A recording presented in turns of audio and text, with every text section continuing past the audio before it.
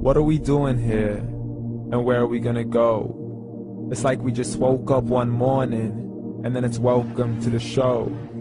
Don't ask any questions, just go with the flow. Make as much money as you can and try your best not to get broke. Copy everything you see on the TV, from the hairstyles to the clothes, and don't think too often, just do exactly as you're told.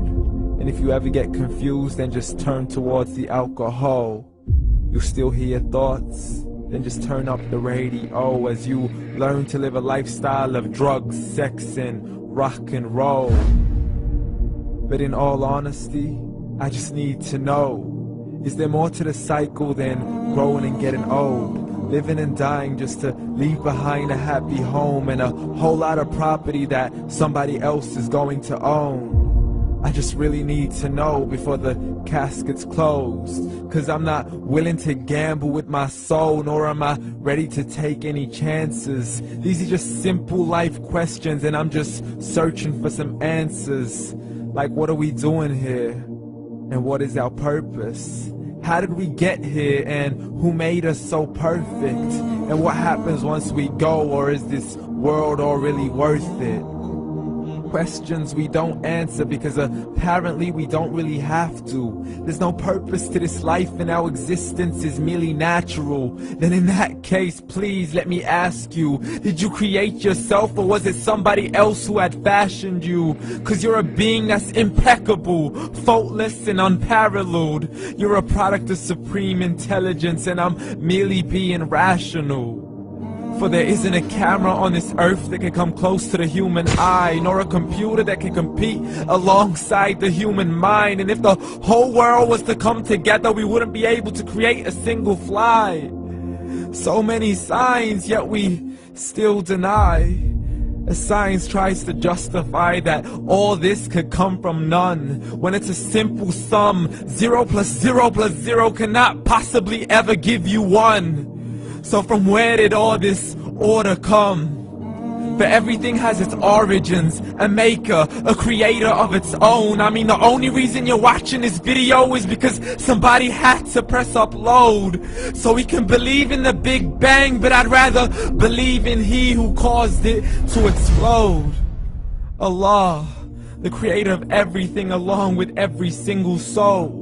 The ever-living, the master, the only one who is in control. Unlike his creation, beyond our imagination. And no, he's not a man, nor does he have any partners in association. He's on his own. And no, he did not ever leave us alone. Just like every manufacturer, he left us with an instruction manual. The Quran and Islam, and I'm sorry to jump to conclusions, but it's the only one possible. The only definition of God is the one and only supreme being. It's logical, a book with 0 contradictions, with miracles that are both scientific and historical, all revealed over 1400 years ago. Like the detailed description of the human embryo. The descriptions of the human embryo in the Quran cannot be based on scientific knowledge in the 7th century. To the mountains as pegs holding firm the earth below, and the 2 seas that don't mix in a complete separate flow. To the planets in orbit, alternating night and day as they stay in flow. The expansion of the universe and the creation of everything from H2O.